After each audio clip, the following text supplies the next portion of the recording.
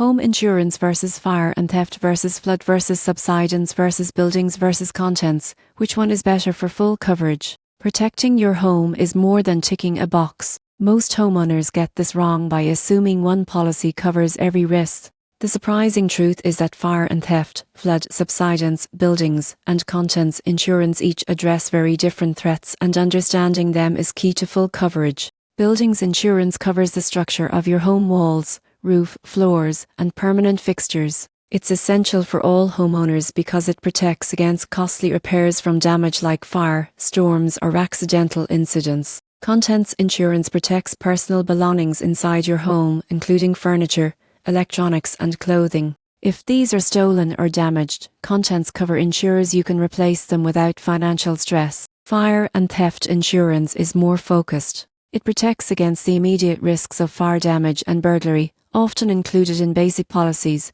but may not cover natural disasters or accidental damage. Flood insurance covers water damage from overflowing rivers, heavy rain, or storm surges. Standard policies often exclude floods, so additional cover is critical if you live in a high-risk area. Subsidence insurance protects against structural damage caused by ground movement, like soil shrinkage or earthquakes. Repairs can cost tens of thousands, making this cover invaluable for at-risk properties. So, which is better for full coverage?